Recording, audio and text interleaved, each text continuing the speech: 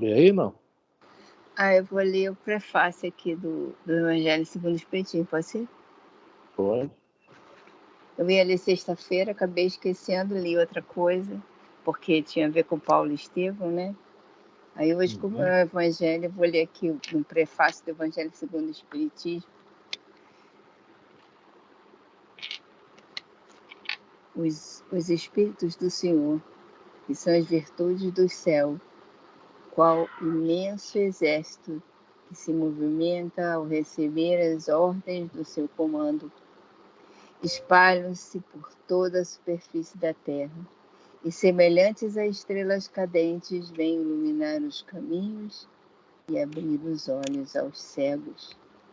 Eu vos digo em verdade que são chegados os tempos em que todas as coisas hão de ser restabelecidas no seu verdadeiro sentido, para dissipar as trevas, confundir os orgulhosos e glorificar os justos. As grandes vozes dos céus ressoam como sons de trombeta, e os cânticos dos anjos se lhes associam. Nós vos convidamos, a vós, homens, para o divino concerto. Tomai da lira, fazei uníssono as vossas vozes, e que um hino sagrado elas se estendam e repercutam de um extremo a outro do universo. Homens, irmãos a quem amamos, aqui estamos junto de vós. Amai-vos também uns aos outros, e dizeis do fundo do coração, fazendo as vontades do Pai que estás nos céus. Senhor, Senhor, e podereis entrar no reino dos céus. O Espírito de Verdade, prefácio do Evangelho segundo o Espiritismo. Obrigado, Senhor, por mais esta oportunidade, por mais essa segunda-feira, aqui cercado de amigos, amigos físicos e amigos espirituais. Agradecemos realmente esse momento, que a luz vem aqui dissipar as trevas de nossa ignorância. E pedimos a esses bons espíritos que nos acompanham, que possam nos ajudar a cada vez mais compreender o verdadeiro sentido do Evangelho, compreender essa luz que sempre nos é oferecida. Pedimos não só por nós aqui presentes, pedimos por aqueles que chegarão, por aqueles que não poderão vir. Enfim, Senhor, que todos possam receber nesse momento essas emanações de paz, de serenidade, de amor, que está reinando aqui entre nós. Como bons pedintes, Senhor, queremos pedir não só por nós, queremos pedir por todos esses que estão aí passando por grandes dificuldades. São os nossos irmãos que estão doentes, tanto físico, moralmente, psicologicamente. São os nossos irmãos que estão passando por dificuldades financeiras, desemprego, sem habitação, com fome. São todos aqueles, Senhor, que passam por qualquer dificuldade. Neste momento é por ele que pedimos. Que possam, cada um deles, receber aquilo que tanto necessitam para sair da situação e se melhorarem, curarem, etc. E desde já, Senhor, pedimos que nos ajude agora com o nosso trabalho. Os bons espíritos possam estar aqui junto a nós e nos ajudar mais uma vez. Obrigado, Senhor. Graças a Deus. Boa noite, Jorge. Boa noite, Consuelo. Boa noite, Jorge. Boa noite, Consuelo. Boa noite, Elisa, Jorge, Afrânio. Boa noite a todos. Bom, nós paramos no Evangelho segundo o Espiritismo, no capítulo 17. Item 9. No item 9, superior de luz, No parágrafo. primeiro, segundo, terceiro parágrafo. Assim como pergunta ao rico, não é isso? Terceiro parágrafo. Então não é a mim que vai perguntar, é o rico. Depende de rico de quê, garoto? Falamos nada ainda? Hein? Não falamos nada ainda, tu já está se defendendo. Pois é.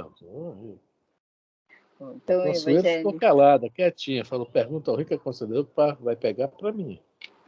Pois é, né? Tem que ficar quieta nessas horas. Bom, hoje o estudo é do Evangelho segundo o Espiritismo. Nós estamos no capítulo 17, aliás. Sede perfeitos.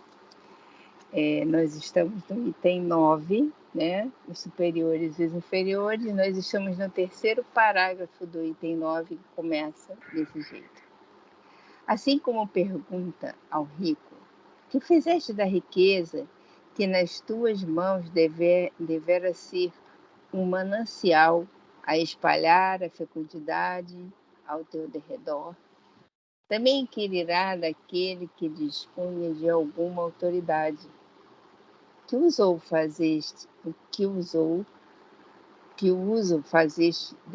fizeste dessa autoridade? Que males evitaste? Que progresso facultaste? Se te dei subordinados, não foi para que os fizesses de escravo da tua vontade, nem instrumentos dóceis aos teus caprichos ou à tua cupidez.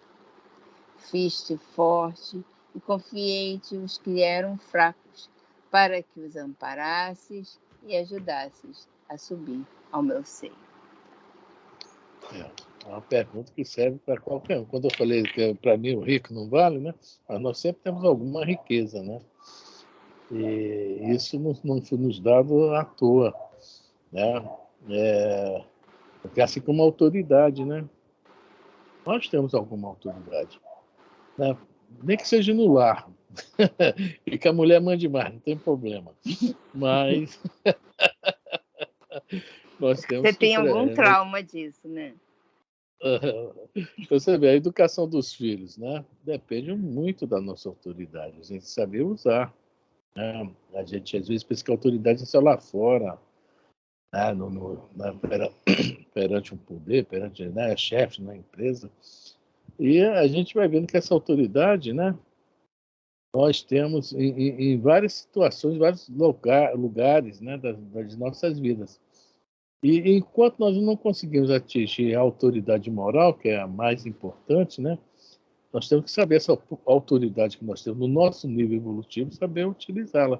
Porque a responsabilidade é enorme mesmo. A gente viu no mundo maior, por exemplo, o caso da Cecília, né? A mãe no plano espiritual, né, coitada, sofrendo muito, porque no fundo, a Cecília joga isso na cara dela, lá na conversa que elas têm mentalmente, né? A mãe deixou ela muito à vontade. Não usou da sua autoridade, né? Não usou do que ela poderia, né? Às vezes o filho fica chateado, fica zangado, mas faz parte, né? Nós também não ficamos zangados, né? Algumas vezes, quando nossos pais, né, puxaram a orelha da gente, né? Travaram a gente, alguma coisa. Então, a autoridade é uma coisa muito intensa, muito grande mesmo, né? Aliás, tudo que está no Evangelho, como diz o Emmanuel, né? Até um pingo de uísque tirar, mesmo sozinho, tem algum, né? Como se fala, tem algum objetivo, né? Tudo tem um objetivo no Evangelho. É isso? Alguém quer falar? Eu gostaria de falar lá do Missionário da Luz, a dona acho que é a Anacleta. Ela levou 30 anos. Lá conversa com o Manassés quando ela chegou. E aí, como é que está o meu projeto aí? Né? Aí o Manassés disse, isso aqui é uma abnegada, uma servidora. Aí ela, né, não, quem sou eu? O que é isso? Né? Ou seja, você acabou de falar aí de família, né? Então, quantas mães aí não exercem a autoridade? Quando o marido quer exercer a autoridade, a mãe, com todo carinho, com todo apreço. Mas a misericórdia é tão, né? Ela trabalhou 30 anos do outro lado da vida, ganhou algum crédito, mérito, vamos dizer assim, né? E vai reencarnar.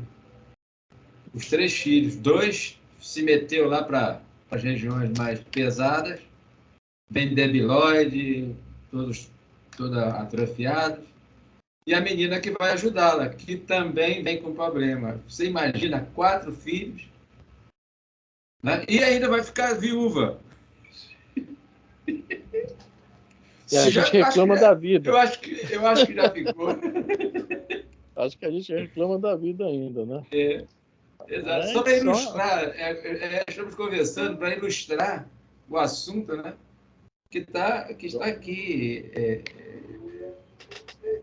a gente vai fazer? Aí me lembrou, já que você falou, fala, Elis.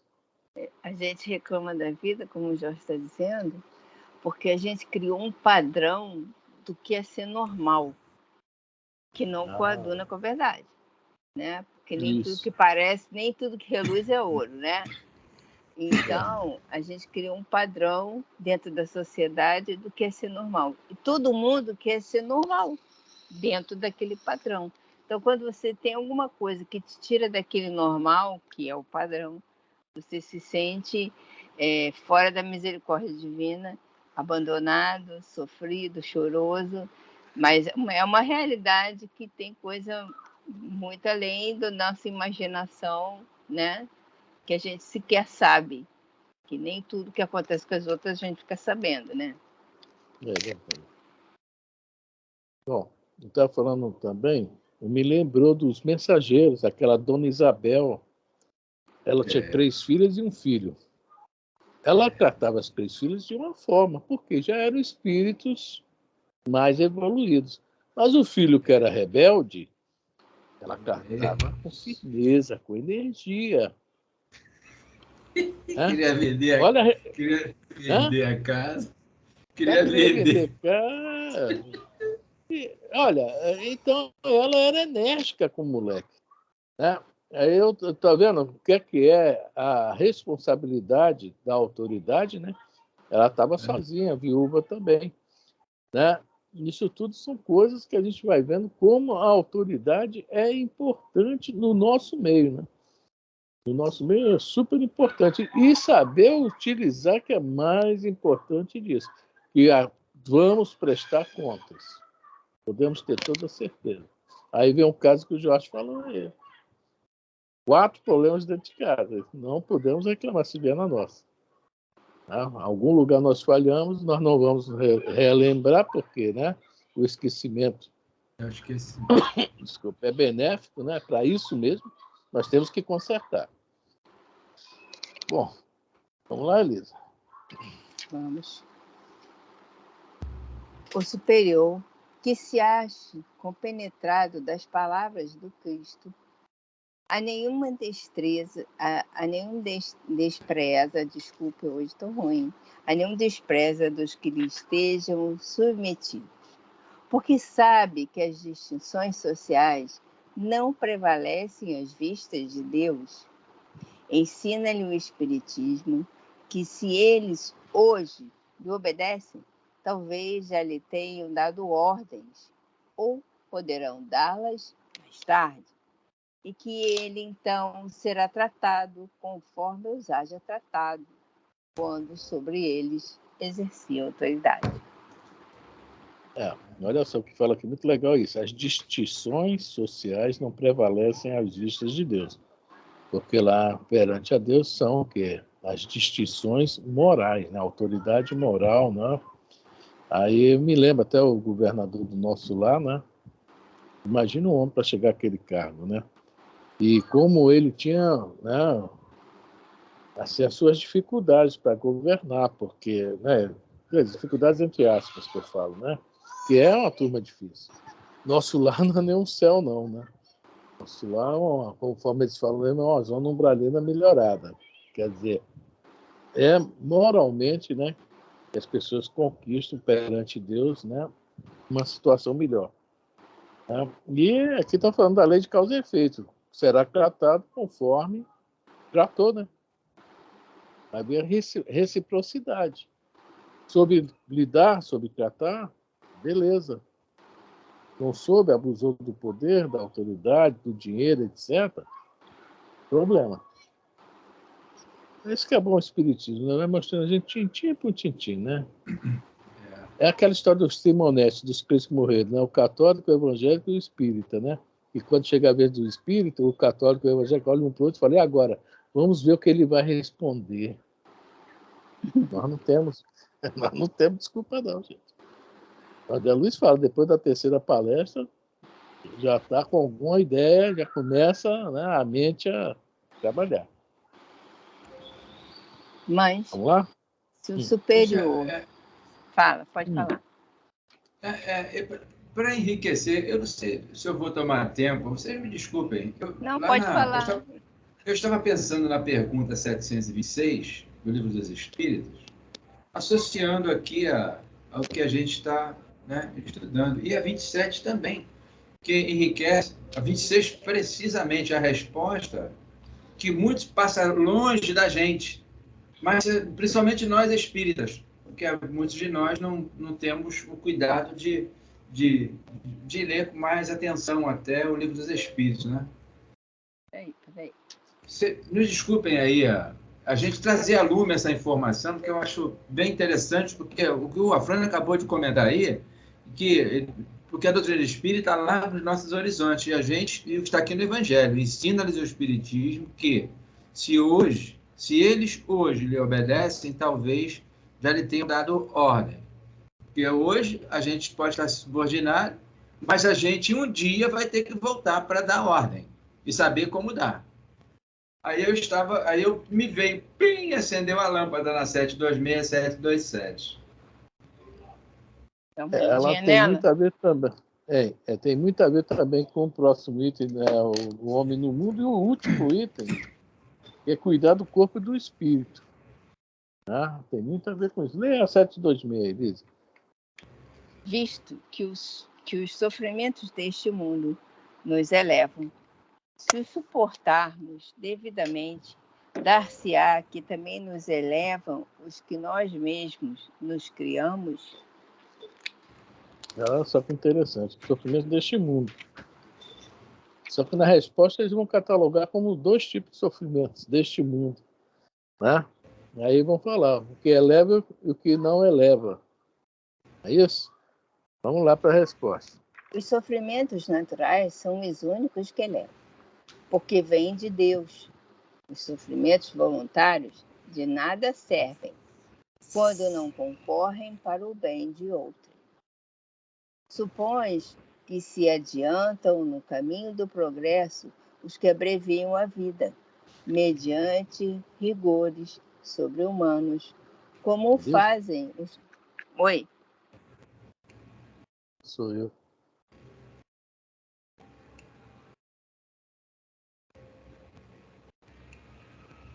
Está me ouvindo? Estou te ouvindo. Sim, estou ouvindo. É que aqui está conexão ruim, eu até tirei a imagem para ver se melhora, Tá. né? Posso continuar? Pode continuar. Supões que se adiantam no caminho do progresso os que abreviam a vida, mediante rigores sobre-humanos, como fazem os bonzos, os faquires e alguns fanáticos de muitas seitas? Por que, de preferência, não trabalham pelo bem de seus semelhantes? Vistam o indigente, consolem que chora, trabalhem pelo que está enfermo, sofram privações para alívio dos infelizes, e então suas vidas serão úteis, portanto, agradáveis a Deus. Sofrer alguém voluntariamente, apenas por seu próprio bem, é egoísmo. Sofrer pelos outros é caridade. Tais os preceitos do Cristo. A questão aí, né? O sofrimento natural são nossas, chamamos de provas, nossas expiações, né? Quer dizer, são traçados, eles vêm dentro do nosso projeto reencarnatório. Esses são válidos. E é esses que nós temos que vencer.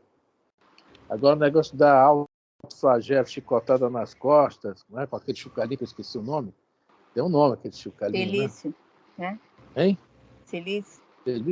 Acho que é. Silício. Silício. É isso, silício. Vai falar sobre silício ainda há pouco. Né? O silício, então, a questão do isso aí, né? Esses jejuns absurdos que a gente às vezes vê e outras coisas mais. Que adianta eu fazer jejum se meu coração não está fazendo, né? Hoje eu não vou comer, não, vou só orar. Pô, pegar aquele prato de comida e dar para alguém que está precisando, está fazendo um grande negócio ficar sem comer. Mas, por nada, é o que tem muito a ver isso aí. Né? O sofrimento voluntário. Igual o Marco Antônio.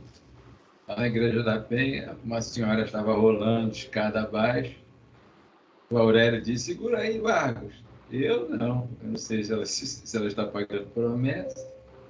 Está pagando promessa. Oh, Bom, vamos voltar para o 17:27 para depois, então. Hein? Mas não lê 7:27 até? É. Até hoje não aguento isso.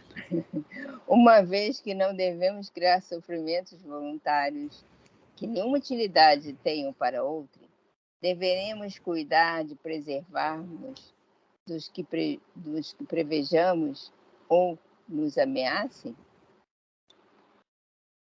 É uma perguntinha boa. Quer dizer que se alguém me ameaça, né? Alguém, né, tá querendo nosso mal, né? Tá querendo até nos castigar mesmo, aí como é que a gente tem que realmente se prevenir contra eles, né? Contra não, se prevenir deles, aliás, desculpe, né?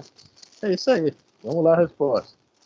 Contra os perigos e os sofrimentos é que o instinto de conservação foi dado a todos os seres. Fustigai o vosso espírito e não o vosso corpo. Mortificai o vosso orgulho. Sufocai o vosso egoísmo, que se assemelha a uma serpente a vos roer o coração. E fareis muito mais pelo vosso adiantamento do que infligindo-vos rigores que já não são deste século. Viu quais são os nossos sofrimentos que nós devemos, né, voluntariamente fazer? É isso aí. Né? É cutucar onde nós temos, né, nossos excessos. Né? Orgulho, egoísmo, vaidade, né? E outros mais aí, né? Matar o egoísmo, o orgulho, e sufocar o egoísmo, que é pedreiro. Mas aqui isso não é para espírito, é para outros, né? Uhum. O espírito é que entende que tem que fazer isso, mas não é para ele, não, é para os outros. Não, para os outros. Não, tudo bem. Vamos lá, no Evangelho. É porque palavra, o vento leva, como dizia minha avó. E assim, palavras são muito bonitas, né? A gente repete as palavras com muita facilidade, acha lindo repetir as palavras. Na hora de colocar as palavras em ação, né? Transformá-las em uma ação, aí já é outra história. É mais difícil, né? Todo dia, toda hora, a gente está aí nesse... Deixa eu só comentar rapidinho. Então, aqui eu fui pagar o IPVA, aí lá na Casa da Bahia, fila grande, aí tinha um senhor atrás de mim, e eu, pelo amor de Deus, me ajude, eu li isso hoje. Eu tenho que matar o meu orgulho. Eu quero comigo com a minha idiotice de pensamento. Aí, em determinado momento, o homem falou: o que você acha? Eu pensei: eu não acho nada, não. Eu sei que nós estamos suficientemente esclarecidos para a gente ficar calado. O homem ficou não sei se isso resultou alguma coisa, se ele sabia ou não, e ele parou de falar. Eu sei que... Você deu uma dessa e ele achou que você queria que ele calasse a boca. Com certeza. Porque a influência do meio é isso que chega a gente, porque a gente vai sintonizar, porque nós estamos cheios dessa enfermidade moral. Não, e assim, né? Começa a falar, começa todo mundo. Aí aquilo vai aumentando. Chega uma hora que a pessoa começa a se indignar. E a indignação é uma coisa que cresce rápido, parece que é fermento de pão. Aí realmente você fica assim: ai meu Deus, por que eles não calam a boca? Por que eles não ficam quietos? Exato. E eu fui à Caixa Econômica para pegar o extrato do imposto de renda, porque tem que declarar, porque a Ilda falecida tem esse ano. Né? Só tinha um caixa, só funcionando ali na Penha onde era o antigo São Pedro. Vários caixas ali parados. Mas Se os botar o golpes já cartão, são assim. vai ficar preso o cartão, tinha cartão preso lá de pessoas. Pois é. Aí apareceu um senhor lá, com uma blusa de flamenguista e tudo mais. Aí, presumo eu, ele, o que todo mundo fala por aí, né? Faz. Aí, e o que as pessoas começou a descer a lenha falando mal disso, mal daquilo, que o outro fazia assim, fazia assado. Isso aqui vivia cheio, mas resolveu o problema e todo mundo. Não dá para entender, dá para entender o povo. Então, o povo é massa de manobra. Isso está em nós, né? São essas questões. Eu vi isso hoje. Falei, meu Deus. E a gente tentando controlar para não entrar na pilha. É difícil. Uma coisa Sufocar o egoísmo. que é difícil. Fran, desculpa aí, os demais, Isso desculpem. é o fermento dos fariseus, né? É. Não traz discussões inúteis. O fermento é isso aí, enche. Tá? É isso E aí. assim, entrar é fácil, sair é difícil. Isso é prova ou expiação? Um pouquinho de cada uma. Os dois juntos. Vamos lá. Mas se o superior tem deveres a cumprir, o inferior de seu lado também os tem, e não menos sagrados. Se for espírita,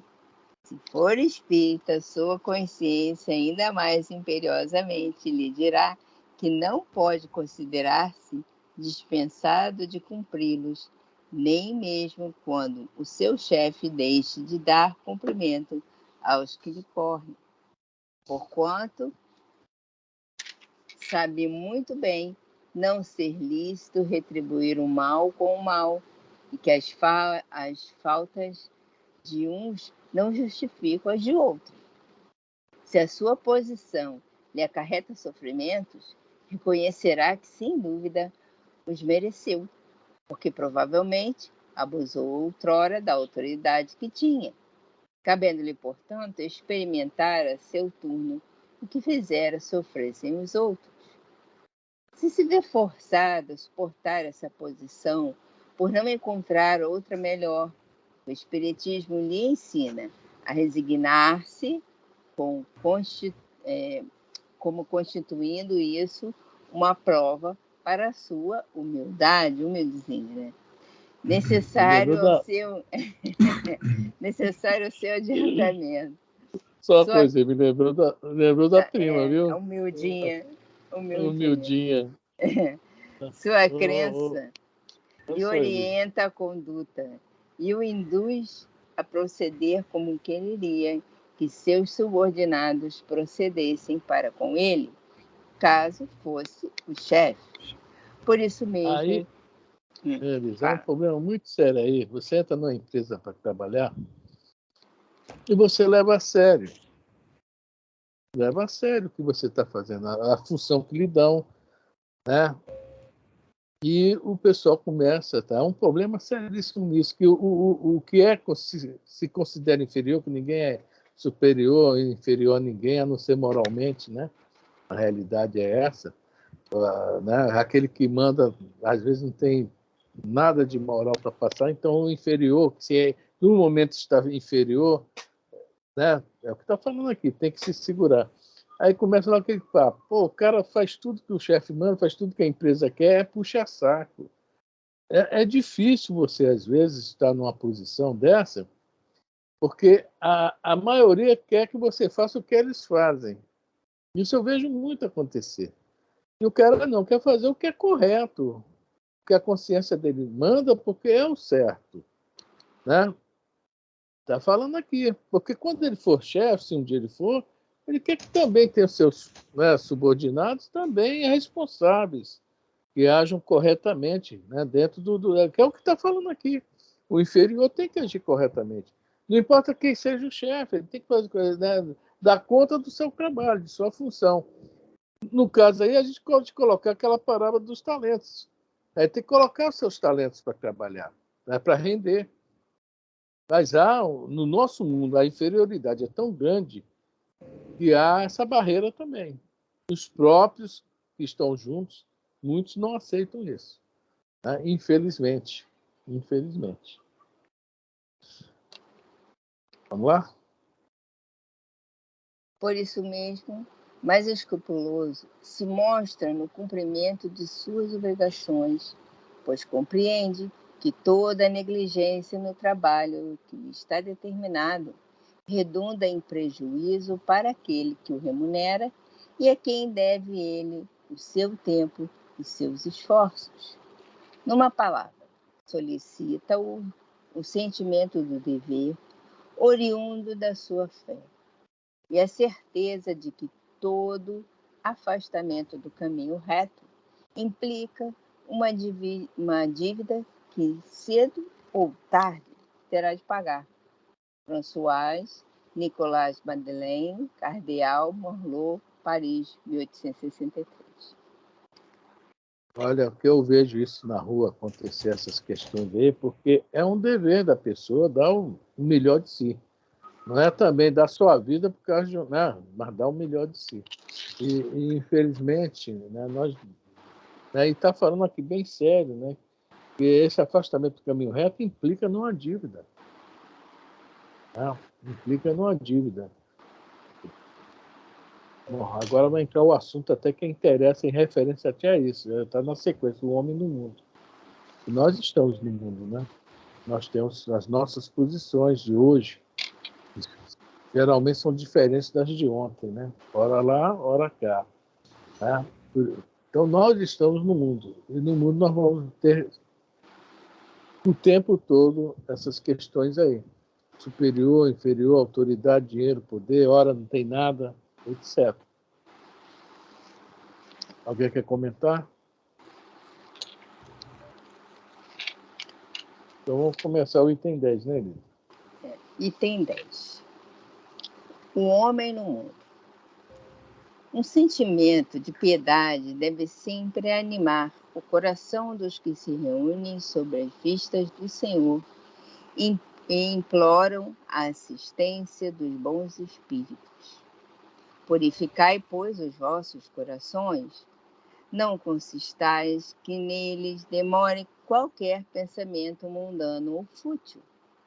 Elevai o vosso espírito àqueles por quem chamais, a fim de que, encontrando em vós as necessárias disposições, possam lançar em profusão a semente que é preciso germine em vossas almas e dê frutos de caridade e justiça.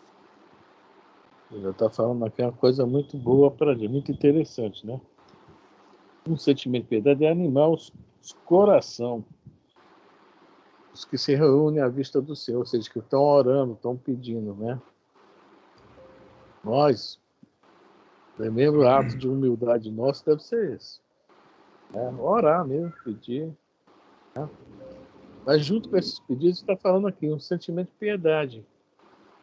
E tem sempre aquela história do cara que só comia batata, né? Que jogava casca, né? Lá de cima do barranco, e lá embaixo, ele descobriu uma vez, reclamando que só comia batata, descobriu que o outro lá embaixo só sobrevivia comendo a casca da batata que ele jogava fora, né? Uma historinha do livro do Valdo Vieira. É Bem-aventurados Simples, o nome do livro, depois eu me lembrei, tá? Então, esse sentimento de piedade tem que nos animar o tempo todo também, porque é um sentimento de caridade, de uma certa forma. E aí sim, os bons espíritos vão encontrar, né, o nosso coração, né, preparado para receber, né, em nossa mente as intuições, receber o que a gente precisa do alto, né? Quer comentar? Eu gostaria, Uhum. quando ele diz assim, purificai vossos corações, eu estou lembrando aqui do pensamento e vida. O que eu mais gosto desse pensamento e vida é o item número 8, associação. Muitos de nós, né, ele orienta aqui a gente, para a gente não deixar, né, não consintais que neles, né, o coração, né, demore qualquer pensamento. Ele fala aqui mundano e fútil. E hoje em dia, infelizmente, nós plasmamos, é aí que a gente deseja chegar. Nós alimentamos, o Chico Xavier usava muito a palavra, né? Nós damos muito pasto aos espíritos sofredores, vamos dizer assim, aqueles que não querem o bem, nosso e nem do outro. Então, aqueles que estão próximos a gente, né, que quer criar algum mal-estar para o outro, alimenta pensamentos e assim isso se torna uma bola de neve. Ele está pedindo a gente aqui, ó, elevai o vosso espírito àqueles por quem chamais, né? A fim de que, encontrando em vós necessária disposição. Então, quando a gente eleva o pensamento, mas com pureza mesmo de alma, se a gente plasma pensamentos, né, baixos, a gente precisa empreender esforços. É o tal sufocar o orgulho, o egoísmo, né? E mortificar o orgulho, mas é um esforço enorme da nossa parte para a gente conseguir, pelo menos um pouquinho, fazer com que floresça em nossa mente. Usei a palavra floresça, não sei porquê, mente flores, né? Esse pensamento que a gente retrate no meio ambiente para a nosso benefício e a benefício até de alguém que está, no qual há uma antipatia, né, entre as partes, para que isso, com o decorrer do tempo, venha, né, ser tratado de uma forma diferenciada. E os amigos espirituais, né, vão encontrando, se a gente esforçar-se por onde tal, encontrarão as condições, né, que ele diz, encontrando em vós a necessária disposição, que possa lançar em profusão, né, a semente que é preciso germine em nossas almas. Ele fala vossas almas em nós, né, e dê frutos de caridade e justiça. Né? Daí. Laires? Não julgueis, todavia, que exortando-vos incessantemente a prece e a evocação mental, pretendamos vivais uma vida mística, que vos conserve fora das leis da sociedade, onde estáis condenado a viver. Não, vivei como homens da vossa época, como devem viver os homens. Sacrificai as necessidades, mesmo as frivolidades do dia, mas sacrificai com um sentimento de pureza que as possa santificar. É uma coisa que ele fala aqui muito legal, né? Exortando-vos incessantemente a prece e a evocação mental, né? Quando nós pensamos, né, aquilo que nós falamos, tudo reside no pensamento, né? Quando a gente pensa, já invocamos, né? Por isso que é aquele lance que a gente vê também nas obras espíritas, né?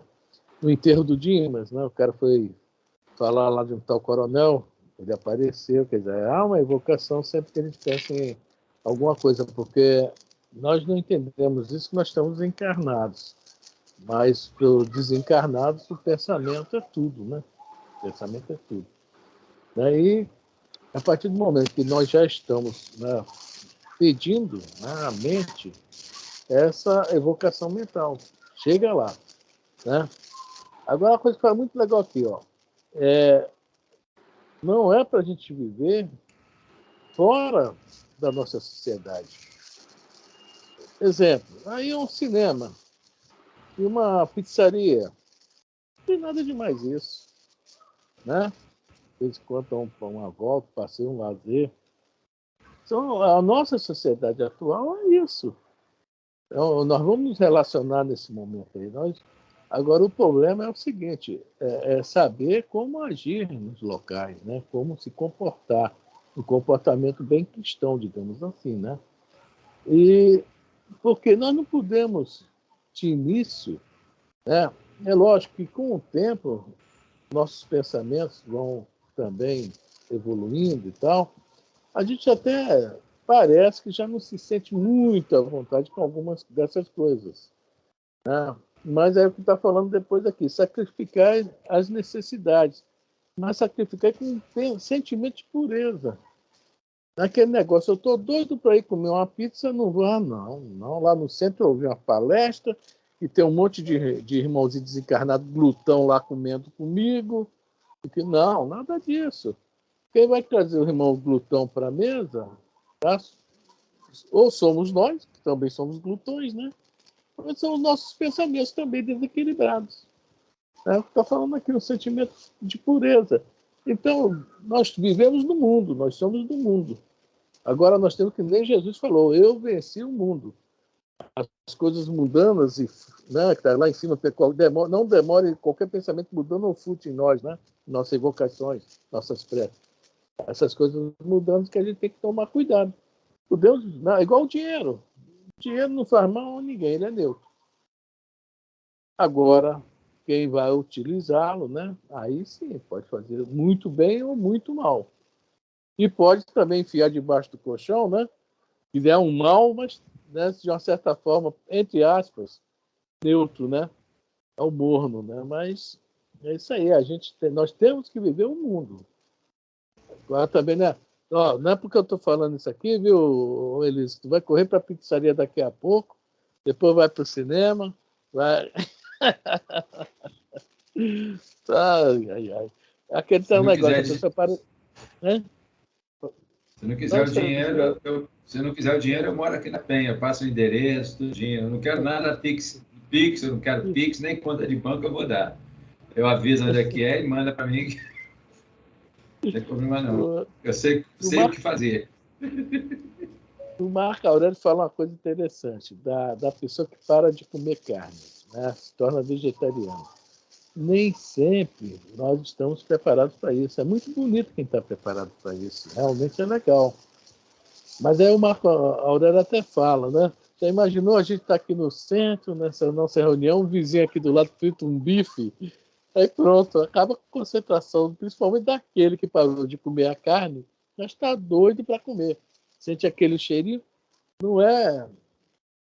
Né? As coisas do mundo, conforme fala aqui, né? Não viveis com os homens da vossa época. Pode ser que daqui 20, 30 anos todos nós sejamos vegetarianos, mas hoje não somos. Não estou fazendo propaganda aqui para comer carne animal, tá? Que eu mesmo já estou tentando parar. Não nego, estou tentando parar, mas não estou conseguindo de imediato, mas já diminui muito mesmo. Quer dizer, não adianta eu parar e ficar que nem o Marco Aurélio fala, fritou um bife, ai meu Deus.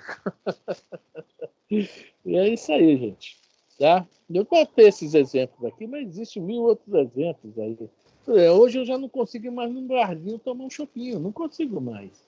Não sou exemplo para ninguém não, mas eu estou falando que com o tempo, né, eu fui vendo que não tem nada a ver com o que eu estou aqui aprendendo, estou ensinando, não é que nada disso é proibido.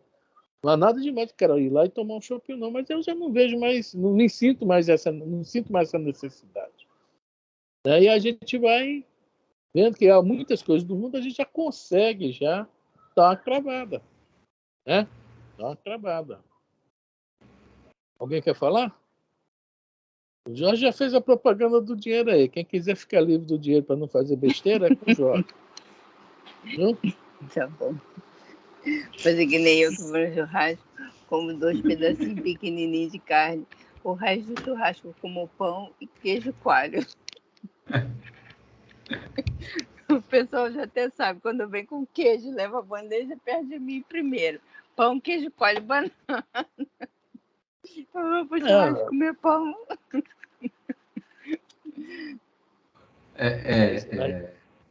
Se a carne está temperada adequadamente, né?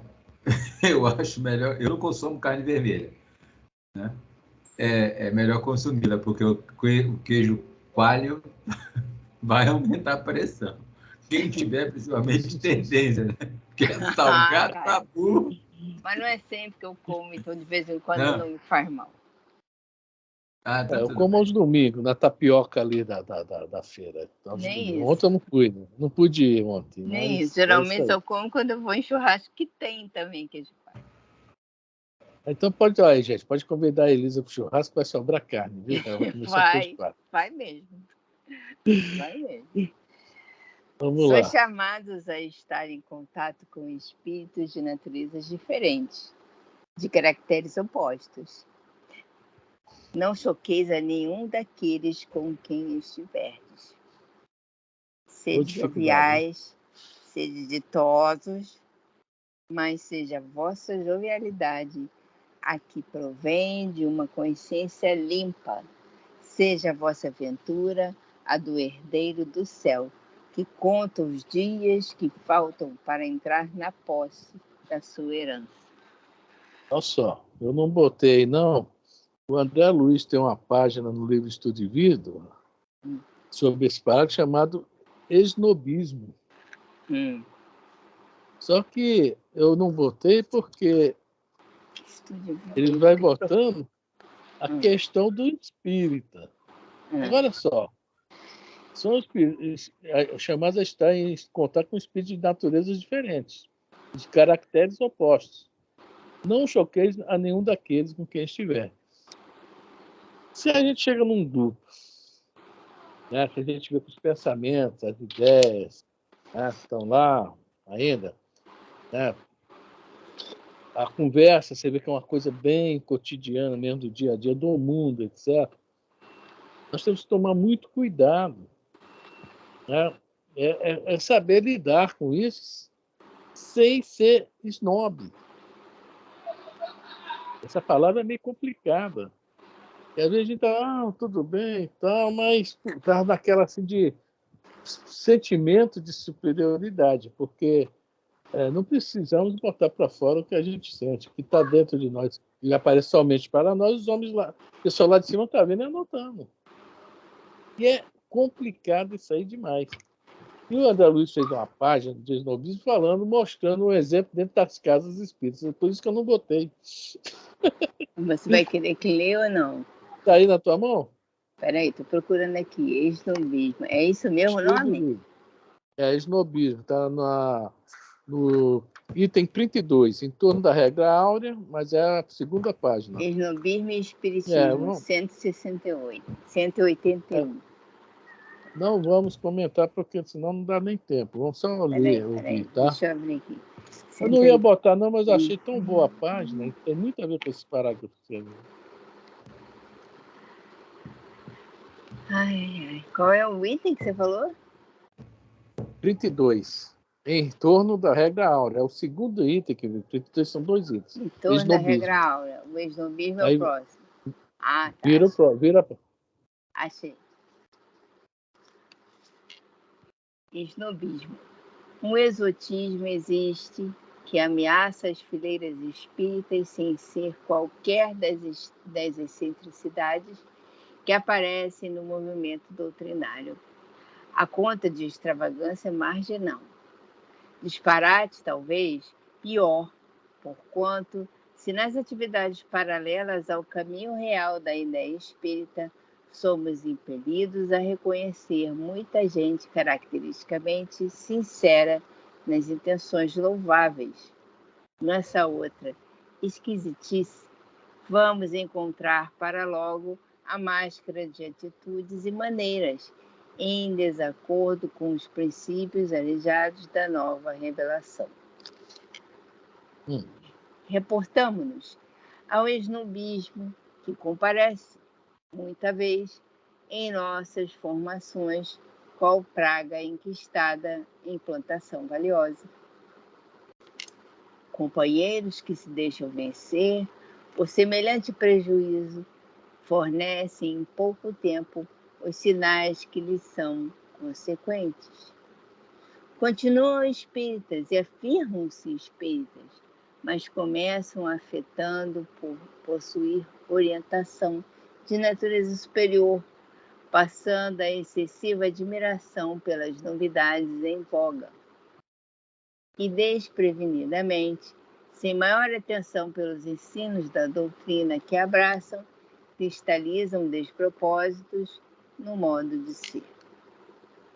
Habitualmente, apaixonam-se por exterioridades sociais e escolhem classe determinada para frequentar, isolam-se em grupo segregacionista, conquanto se suponham representantes da mais alta ortodoxia em matéria de opinião. Acreditam muito mais em títulos transitórios do academicismo e em facilidades econômicas do que no valor substancial das pessoas. Estimam espetáculos acima do serviço e evidenciam o apreço, além do que é justo, aos medalhões do mundo, à medida que se fazem mais distantes e envergonhados de quaisquer relações com os humildes. Estão sempre dispostos a ordenar no trabalho em assuntos de organização, horário, local e condições, sem permitir que o trabalho os comande nas disposições e disciplinas com que foi estabelecido. Nas obras de beneficência, tratam irmãos em penúria como se fossem pares sociais, ao passo que se inclinam reverentes perante qualquer figura de relevo mundano de mérito duvidoso. Deixa eu abrir aqui, que a letrinha está pequena. Nós, os espíritas, desencarnados e encarnados, devemos estar de sentinela contra semelhante absurdo. O esnobismo, repitamos, é parasito destruidor da árvore de nossos princípios e realizações. Vigiemo-nos, imitemos o lavrador correto que zela pela própria lavoura. E se o esnobismo surge sorrateiro em nossas atividades, procuremos de imediato dar o fora com ele. Bom, o André Luiz falou algumas coisas que acontecem, infelizmente, em algumas casas espíritas, né? E aqui no Evangelho ele usou esse exemplo, né? Mas nós vemos isso também nas ruas o tempo todo, né? Infelizmente. Nós esquecemos que hoje nós estamos numa posição, amanhã poderemos estar na outra, como sempre, que falou no item anterior do 9, né? As posições mudam, tá? E há esse problema, existe. Né? A gente vê que a turma está um pouquinho mais atrasada na forma de agir, de pensar, etc., né? Que a gente, pelo papo, pelo tipo de conduta, a gente vê logo, né? E o nosso grande cuidado é isso aí. É saber lidar sem querer, né? Aquele olhar de, né? Coitados, estão nessa ainda, etc. É complicado, gente. Vamos falar que é fácil, que não é não. Quer dizer, nós estamos aqui para consertar tudo isso. Acho que nós temos muitas coisas. Todo dia aparece uma palavra nossa em nossos estudos que nós temos que consertar. Né? Todo santo dia. Eu acho que vou parar esse estudo, que esse negócio está ficando cada dia mais brabo do nosso lado. Acho que nós estamos aquele negócio de cutucar né, a casinha de abelha lá, né, a casa de maribondo, aliás, que maribondo é pior, né? E não tem nenhum riacho perto para a gente mergulhar e se esconder dos bichos. Né? Será que eu vou lembrar de todas essas palavras quando eu desencarnar? Porque se eu lembrar, eu vou ficar muito aborrecida.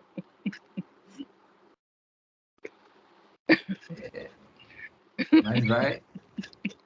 Pois é. Não vai querer lembrar, não, mas vai lembrar. Nossa. Consuelo está só ouvindo. Consuelo não está tranquila nesse papo aí, né, Consuelo? Estou tranquilíssima. Não tem nada sem snobismo, sem snobismo nenhum também, né? Nada. Eu sou perfeita. Nós já temos a humilime, como outra? Humildinha, né? Viu, Jorge? Eu sou perfeitinha. A nossa prima falou pra gente que eu sou humildinha. A gente trepa na mesa pra gente ver que você é humildinha mesmo. E no chão nem vai dar pra ver que é humildinha. Né? Bom, quer comentar alguma coisa? Alguém? Vai, Jorge? Não. Tem snobismo, Jorge? Sem snobismo. Porque se der mole, eu vou usar a linguagem vulgar, né? Nós estamos no mundo, se der mole, puxa o tapete. Pronto. Por isso que é aconselhável a gente não elogiar palestrantes, não elogiar médios. Né? Dentro do nosso trabalho, né, estou falando da casa espírita, né, o movimento espírita, não, até chegar, pô, cara, gostei do que você fez, mas não é aquele, rapaz, tu é maravilhoso, tu é fora de ser, cara, que palestra, nossa, né? Que mensagem que você recebeu. Porque nós estamos aqui para isso, não há motivos para elogios, nem para dar, nem para receber. Acho que sim, um incentivo aí, cara, gostei, valeu, continua assim, é uma coisa. Agora, e além disso, é ruim para quem recebe também. É ruim para quem dá, que está alimentando algo, né, que pode se tornar, e é ruim para quem recebe. Fala, João. Hoje, eu vou, na condição de septuagenário, quando o Haroldo Dutra colocou aí, pessoal novo aí, né, está deixando de frequentar a casa espírita, ele está um pouco preocupado com isso. O Centro Bezerra de Menezes, lá de Madureira, postou no grupo. Eu tenho grupo lá, né? Se permitirem, eu coloco o que está na íntegra lá, o que o Haroldo comenta. Se vocês permitirem, eu coloco. Eu postei um pouquinho disso aí no grupo de estudo há uns dias atrás. Postou. Aí logo depois o Mário postou também, postou.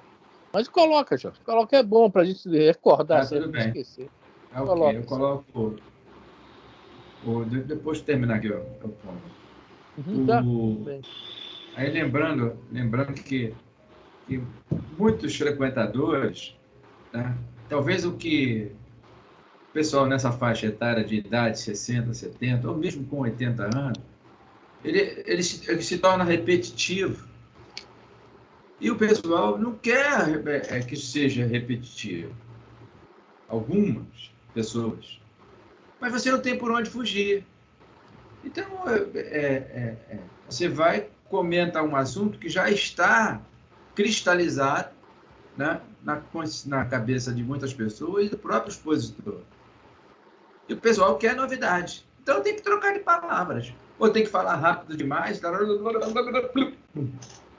Né? Não é bem assim, né?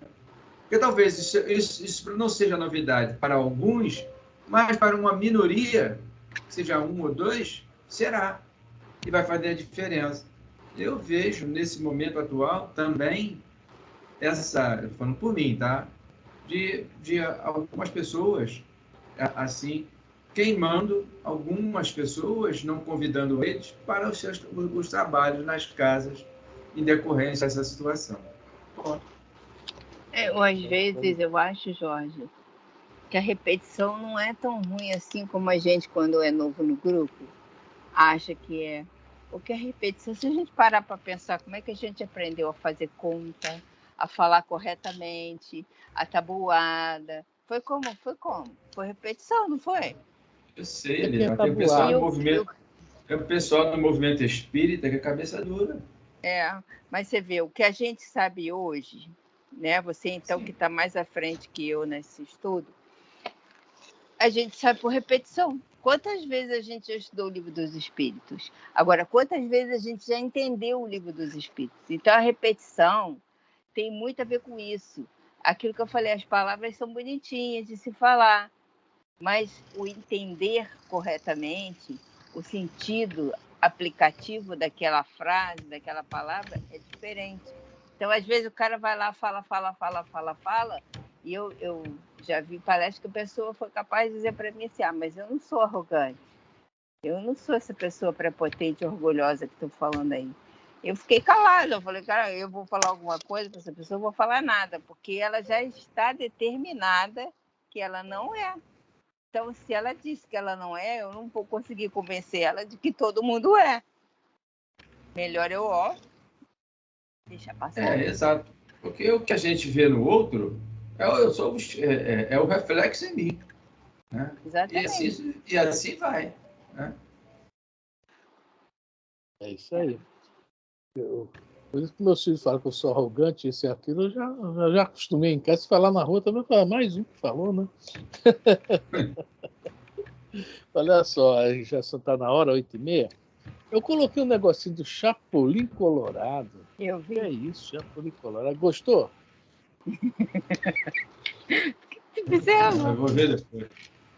Gente, tem a ver com o último parágrafo que nós vamos chegar aí hoje, né? Vamos parar aqui. Essa perfeição está toda como diz, porque tá aquele negócio do Chapolin ali está mostrando que fala que só que nenhuma caridade teria praticado o homem que vivesse insulado. E o Chapolin mostrou ali para o seu mundinho, né? Seu mundinho, que é o seu Madruga, né? Que todo mundo tem muito valor na sociedade. É uma coisa infantil, mas é um ensinamento enorme para qualquer um, né?